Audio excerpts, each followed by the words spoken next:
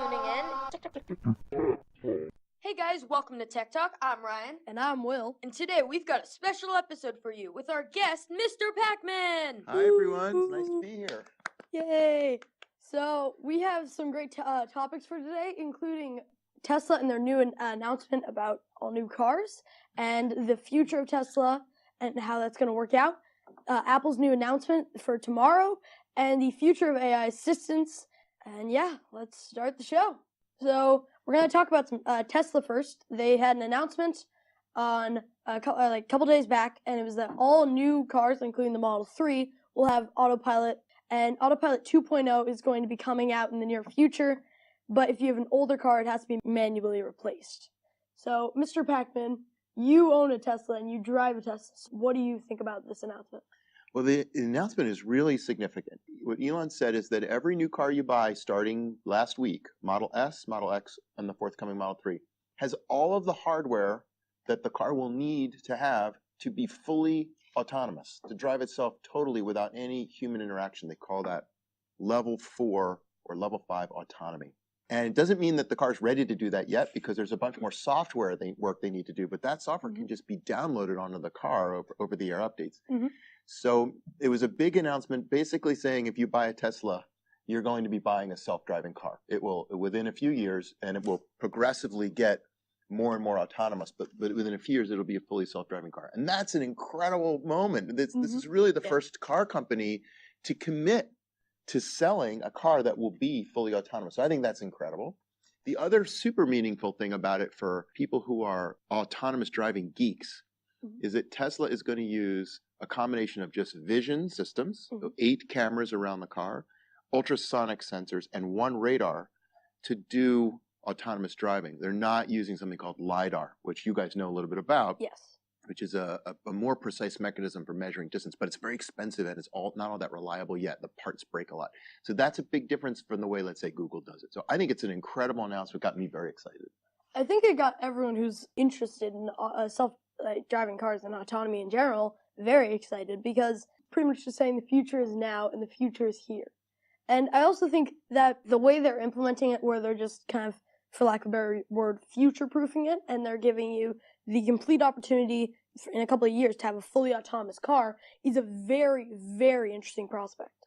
And it's very also interesting to just be able to say, the hardware is in, we just need to work on the software. It's a very smart thing for Tesla in the future. I've also been thinking about it a little bit, and even from hearing my mom speak, there's some sort of like a safety conflict still. Like, is a Tesla car going to be able to be 100% self-driving and safe for everyone? Because I've heard there's been almost no crashes, and that's been really good. But there's also the people who are control freaks, and they still want to have their car under their control too. I'll just address that. It's good to think about self-driving as a bunch of different steps over time. Like right now, as you know, the Model S and the Model X really can do autopilot largely on a highway. And you still need to be in the driver's seat. You still, actually, they really want you to keep your hands on the wheel. It yells at you if you take your hands off the wheel for too long. And that's because it certainly is safer today than a human driving it by themselves, because humans get tired and distracted and look at their cell phone and do stupid things. But it's still not perfect, and there are a bunch of situations where a human has to take over. Over time, the car will be in more and more situations where it can handle it without a human. They're taking this approach that the car will get more autonomous over time. Very few other manufacturers are doing that. They're going to say, we're not going to ship a car that can do that. We're going to wait until it's fully autonomous. And so the question is it safer to have a car that can drive itself in only certain situations, or to wait until the very end when it's perfect? What Elon is saying, and we're believers in, is that even when it's enabled for certain circumstances, it's still better than a human. In the case right now, the data he's showing is it gets into 50% fewer accidents than a human would. So it's already saving lives and it's already safer. But I think your point, Ryan, is, but are people ready? Are people going to trust it? Yeah, because I feel like right now they're coming into it with, like, even our connection to one of our topics, AI later. People are kind of getting used to technology taking over, but I think it needs to be molded into society more. It's still at very basic stages. Mm-hmm. So you said that right now the cars have the hardware but not the software. I'm really new into the self-driving car. What does that really mean? Like, what does the car have? What doesn't it have? Yeah, sure. So when you think about a self-driving car, just like when you guys in some of your STEM projects work on like robots, let's say just even a robotic arm that's going to pick up a block. I know you guys have done some of that with Lego Mindstorms and things like that. If you think about the different components, the first is what's called perception. The robot or the car has to have a bunch of sensors to be able to see the road and all the other things it needs to avoid, right? So perception are sensors, largely like cameras and radar and LiDAR and ultrasonic. They're all different things to let a computer interact with and see the world. And then there's another piece of hardware, which is really the processing power, the brain, the CPU. Tesla has announced they are now shipping all of the perception hardware, the sensors, and the CPU that will be able to be self-driving. The software piece is, okay, what decisions do I make? It's often called things like path planning or object avoidance. Now that the car is able to say, okay, well, there's a cone there, there's a car there, there's a pedestrian there, there's a tricycle behind me. Now the car has to make decisions about how to avoid those obstacles, how fast to go, when to stop, how to turn. And that is all done in software. Going back to Lego Mindstorms, like you said, it has the tools that it needs. Like it has the motor, it has the sensor. It just doesn't have the code to know to do that. It can only do a few things right now. It can say like, on a highway, I will stay in this lane and I'll make sure never to rear end another car.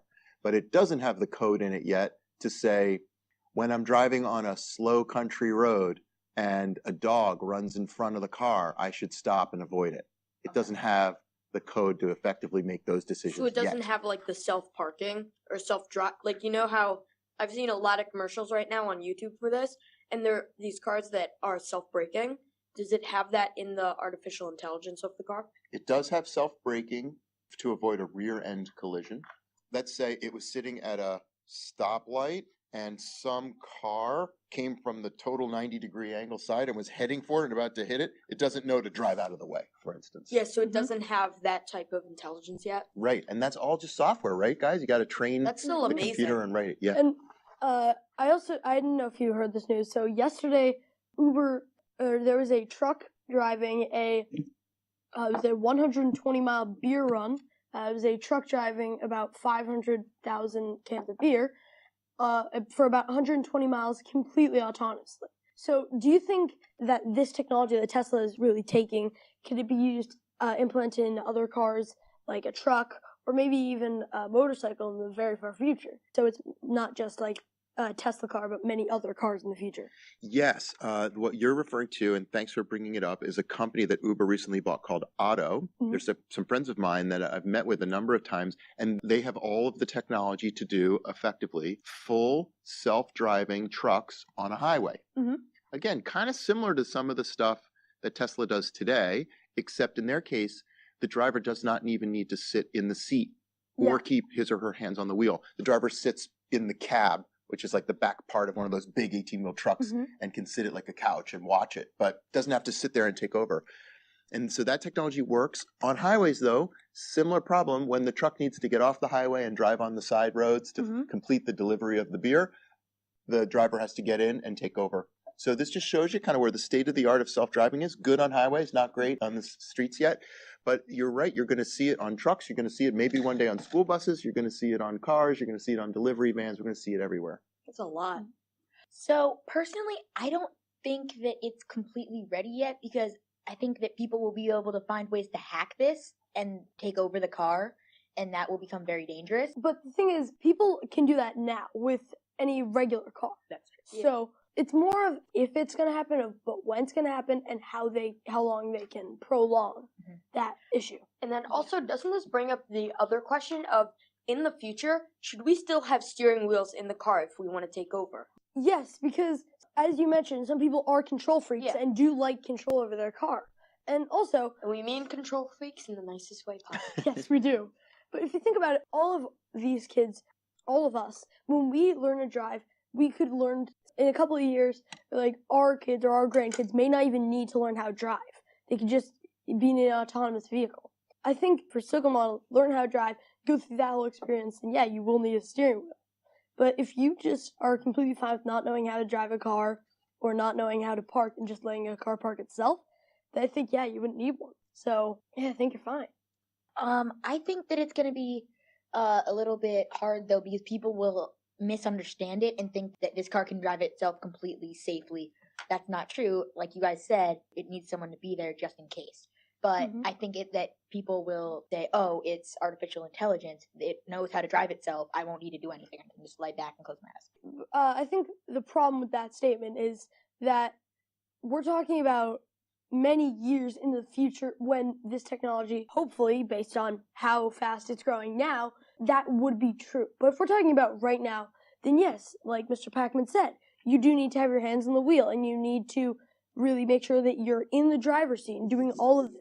So to go back to your thing, people know now that that you need to be able to stay in the steering wheel and keep controlling it, but like people won't do that until it's actually proven and safe. Yeah. Going back a little bit, someone said that security could be an issue. I think also Tesla would really need to make sure that their technology is really like encrypted, because if some other company wanted to try to steal their information, they need to make sure that it would be harder than just like trying to access the CPU. That's a really good point, Bar. All of these systems are really just computers, and they are hackable, right? There is always some potential points of vulnerability for a hacker to get into. And so I think we should think of them as the same way we think about computers and phones, which is that they have to constantly be patched with updates every time a vulnerability is discovered. And so that means that all these cars need to be connected to the internet all the time so they can receive software updates, which is how it works in a Tesla. Some vulnerabilities have already been discovered in a Tesla, and Tesla shipped updates very quickly, just like you get an iPhone update that says, fixes the such and such virus or whatever malware. So it's probably going to happen. And the question is, how quickly can the manufacturers respond and patch the security vulnerabilities? And also for the updates, is that something that your car can do while you're driving? Or is that something that you need to just like say, okay, I can't use my car for the next 15, 20 minutes? Yeah, In is it like one of those where you just, I've heard that if you just have it in your garage, you just plug it in and it might update or stuff like that. Is that true, and how long does it really take? Yeah, so the way Tesla works today is the car's always connected to the internet. When you're at home, it's usually on your Wi-Fi. When you're out driving, it's got a little cell modem in it, so it's like a mobile phone. And it will download the update on its own whenever it's ready. And it will tell you, hey, there's a new update available, but you need to park the car to install it. And once you start the update, it will not let you drive the car. You can't start the car up, can't move it.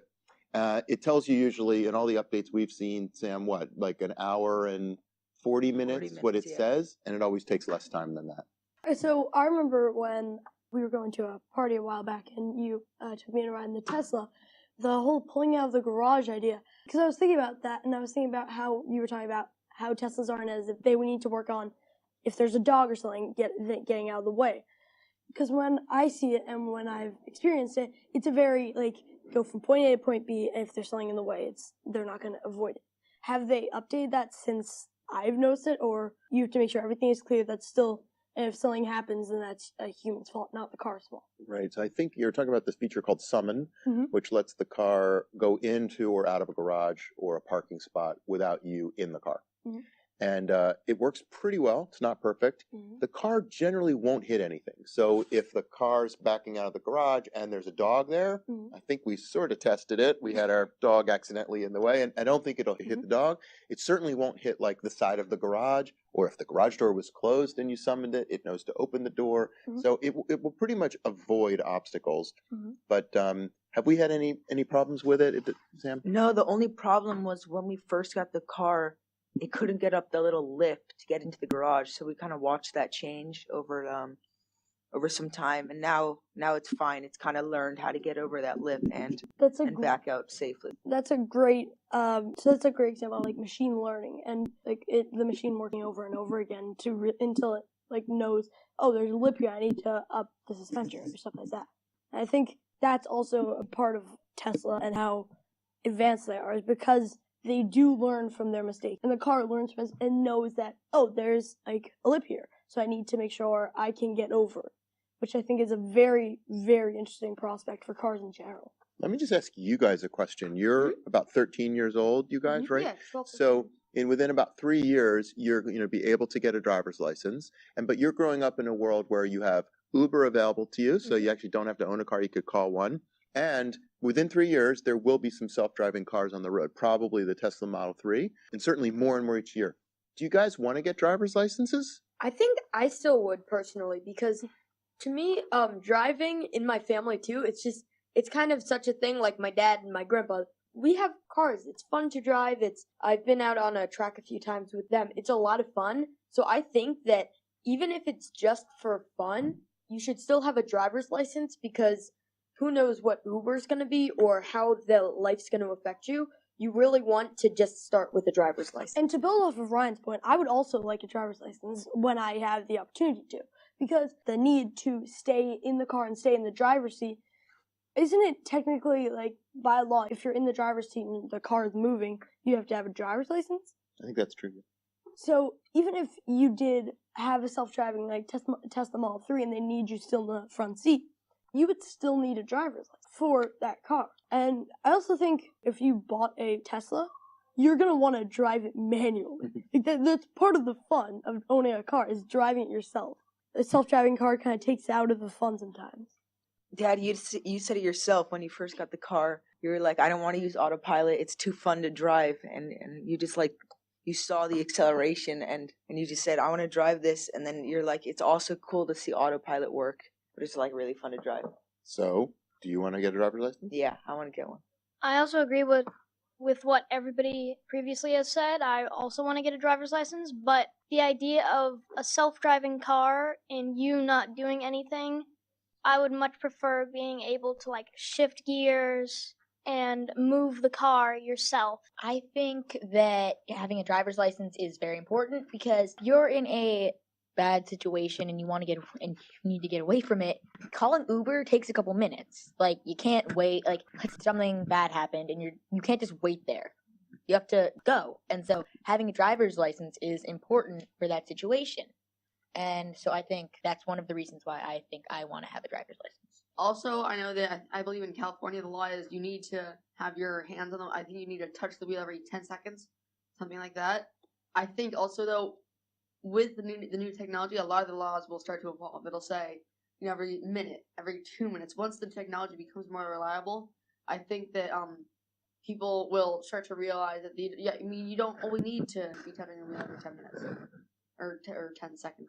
I think also the Tesla, there's just the feeling of it's kind of a combination of it's fun to drive it and all, but you also want to be able to kind of figure out the new tech because as we've known in our lives, tech has always evolved. I mean, think about when we were little, they were making the first iPhone. Come on, now they're on the iPhone 7. I mean, tech has been evolving throughout our entire lives, so we should experience it, but also keep some of the old in there. And I also think that with, as Ryan said, technology is always evolving. So, and especially cars are always evolving too. And not just in the technology sense, but in the driving sense as well. When a car, it's had many iterations, it becomes more fun to drive and it has better handling, better everything because it's innovative. So we're taking out an entire section of innovation, which is one of the key things that we believe in as people on our show and everyone who believes in tech. They believe in innovation. So if we're going to talk about cars innovating, if we take that out, then what's the point of even saying that innovation is good? Yeah, what's the point of that? So does anyone have anything else they would like to add? Okay, we're going to go to our next topic then. We're going to talk about Apple's new announcement for tomorrow. Today we are recording on the 26th of October. Yeah, thank you for reminding that. So this is not the previous one that I think, did we have? iPhone 7. Yeah, this is not the iPhone 7, iOS 10, all that other crazy stuff. This is something entirely new. So this is the October 27th event that has been sent out. So they're expected to announce the next MacBook Pro refresh because it's been 4 years since they've really refreshed it. So some of the rumors that have come out is they're going to get rid of all of the ports except for USB-C. So they'd have 4 USB-C ports. On the left side would be Thunderbolt 3 ports, so you have the option to connect to an external graphics card such as the Razer Core enclosure or any other devices that take advantage of Thunderbolt 3. And the other two would be USB 3.0. It would still have that speed of transferring data, but it wouldn't have the same capabilities. There's expected to replace the entire function key row with an OLED display, and the good thing about an OLED display is they turn off the individual pixels when it's not being used. So if you want an all black function key bar, it's just the screen is off. There's no dead pixels or anything. The pixels are off. So that OLED display would be programmable. So if you're using Photoshop or iMovie or any editing program of any type, you would have a separate row of functions for Photoshop or like your crop tool or anything like that. And you'd have it all along the row. You could have Spotify as a taskbar. It would really give you more screen real estate in the future. So what do you guys think of that? And is there anything else that they could announce? I have to say, iPhone 7 is kind of the same thing about the whole port removal. So I think this is very risky for Apple right now. I mean, they could win it here, or it could just plummet big time for them with the whole wireless earbuds and all that. So I'm not sure how AirPods. The earbuds. Coming to you soon. The little earbuds in your ears. Yeah, so it could be a win or a loss for them.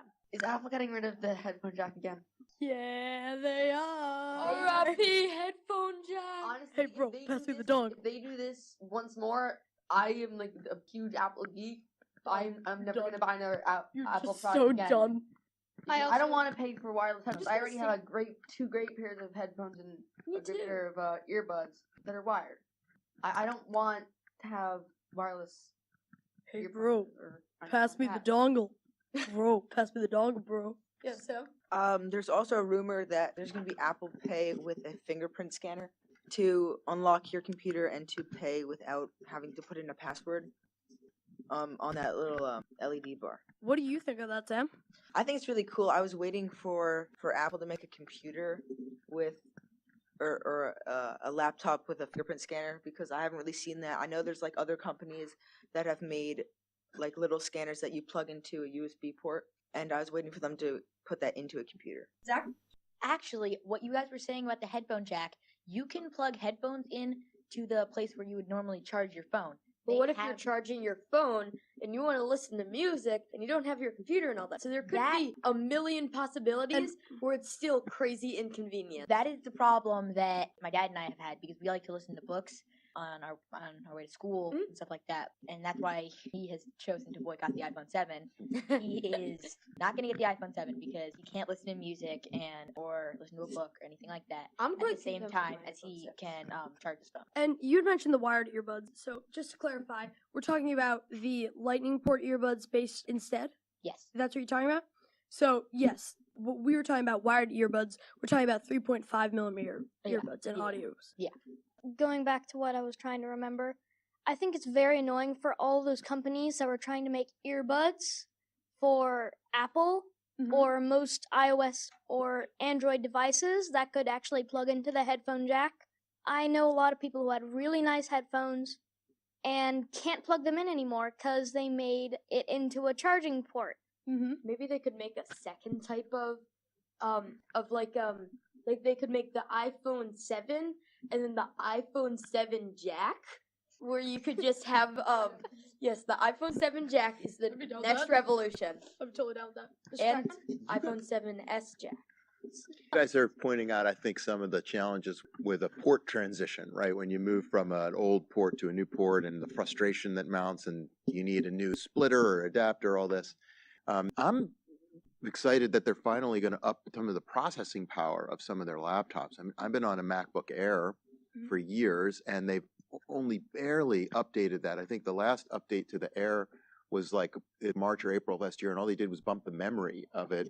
Yeah. The processor's been pretty doggy. Well, weren't they still in the Haswell architecture? I think so. It feels like they're kind of sort of not do much more with the Air, and so your choice really is MacBook or MacBook Pro. And so I'm hoping that the MacBook Pro, which will be more powerful, better chip, will be lighter because I love the lightness of the Air, but I don't like the doggishness of it right now. Two things. I think they're rumored to upgrade to the Kaby Lake platform that Razer's already adopted in their Razer Blade Stealth, the Kaby Lake CPUs from Intel. That would kind of get rid of the doggishness. That's in the Air they're going to do that? Or in the Pro? What I've heard is they may not even bring back the Air. They may just leave the Air as like leave it behind you, either get a MacBook or the MacBook Pro, as you mentioned, because you'd start to see that when they didn't announce any new MacBook Air refreshes back when they announced the MacBook. when you want a thin and light laptop, they're kind of pushing you towards the MacBook.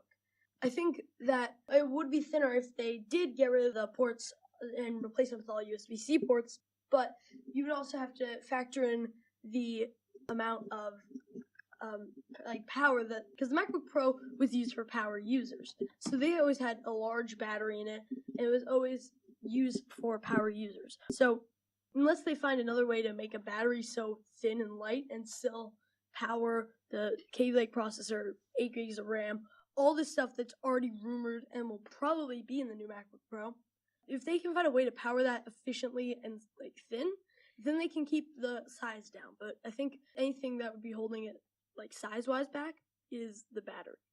So do you think there's any other things they could announce besides the MacBook Pro?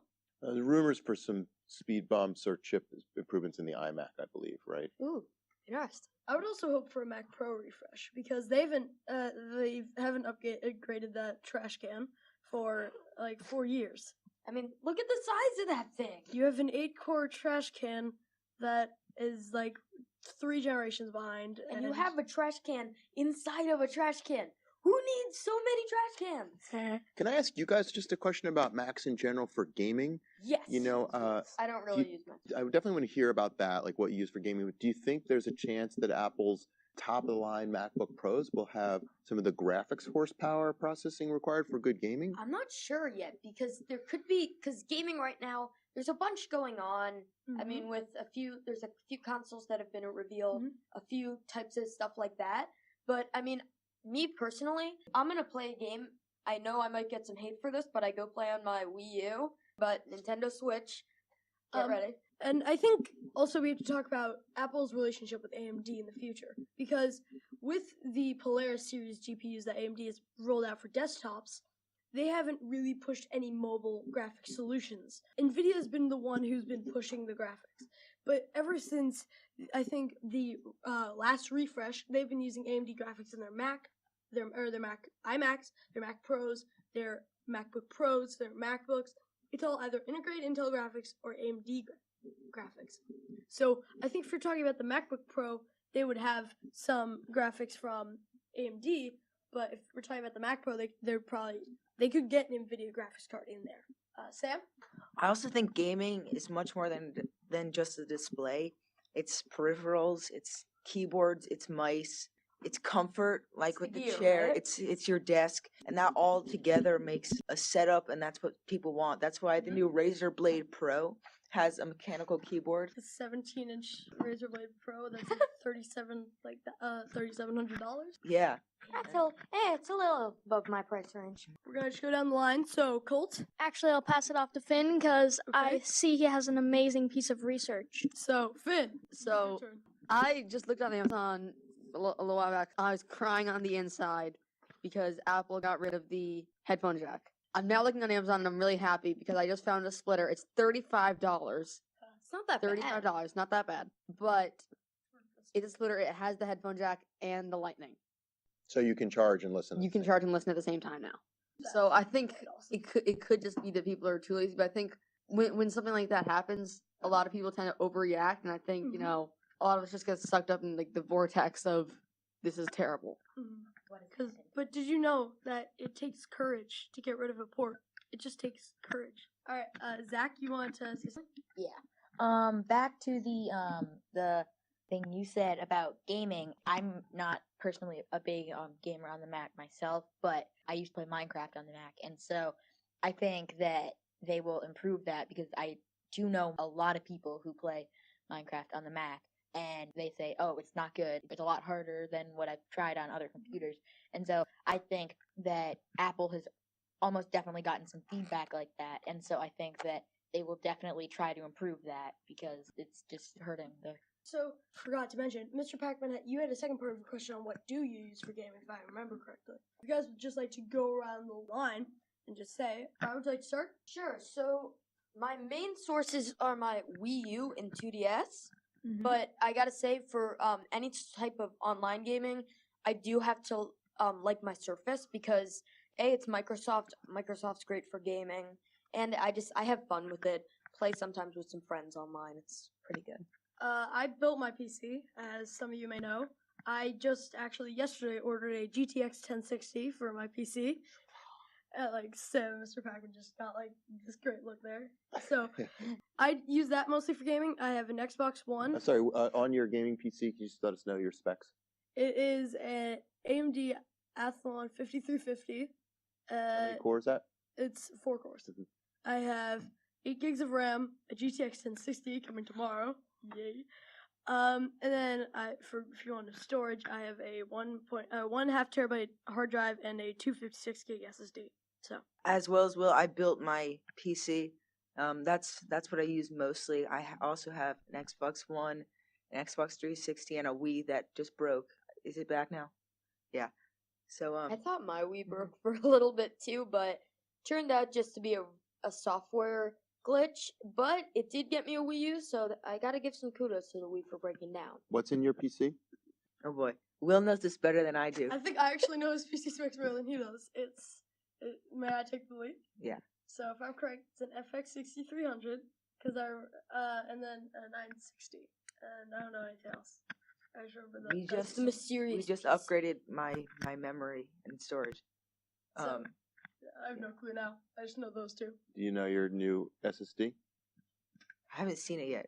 I know all I know is it's 500 gigabytes. That's storage right there. Cole? I love the Xbox One. It's just completely meant for gaming. A little bit of like pure television, but mostly gaming. And I disagree with one thing Ryan says about the Surface. I have older generation Surface than he does, but it is not very good for gaming, especially if I'm doing like extreme modding on Minecraft. It crashes every single second. All If right. I'm correct, I think you guys are talking about two different kinds of games. Yeah, that's the thing. Very So, different. but the thing I also have about my Surface is when I just take the keyboard off, I have a lot of touchscreen. Even some games that you would not expect at all to be touchscreen, I found them and they're pretty nice. But I don't seem to believe like Minecraft modding. That's just not my play style. So you and I think, have very different play styles, and yours is a bit more intense than mine. So that's probably why your Surface One, I believe, or 3. 1. That's probably why your Surface One, which is 2 gens behind mine, is probably a bit slower and done. I use an Xbox One, which I have had no problems with. It's worked perfectly fine for me. And I use a 3DS, which I've had for quite a long time. But it's very old, and I've had it for a very long time, and it still works perfectly fine. So I have to say, well made. Mm-hmm. Good. Don't call me weird. I use my phone for almost all my gaming. I occasionally use a Mac just for like internet games. I Xbox One definitely. And then weird story. I found a way. My brothers and I found a way when they got an Xbox for their birthday. We found a way to get to play our Wii in our car for long road trips. How? I'm not sure what cables these are called. But the red, white, and yellow cables. Oh, yeah. Yeah, those can go into the back of our TV. We have one of those in our car, so we just plugged them in, and everything on our car. It also had like a regular outlet. Plugged it in. We needed to fiddle around with the display settings. the display settings, but then we got it to work. What game did you play on the ride? I don't know. They're like all games from 2012, 2013. Like Mario Kart type Yeah, stuff. I think the newest Wii game we have is probably from 2013. The newest Wii game we have is from 2013. Yeah. All right. I did that as well. We were in a 4-hour car trip, and we played Guitar Hero the entire time. That is heaven. That would be awesome. I'm kind of sad now because I don't have a TV in my car, so I can't do that. I don't I'm either, sad. so- You have four. Yeah, no, I have a portion of BMW. It's like we're talking about like totally different things. All right. So, I think sadly this is all the time we've got for today. Does anyone have any last statements they'd like to say? Any else things? I would just like to thank you guys for having me. You guys are amazing. You know so much about technology. I learned a lot coming here. Now I know what I should expect from Apple tomorrow. Thanks for inviting me. Hey, Right, Thank love you you guys. so much for coming. Thank you It's been so much. fun. I'm All such a right, fan of guys. Tech Talk. So Thank you. we will see you next week with another great episode of Tech Talk. Bye. And see.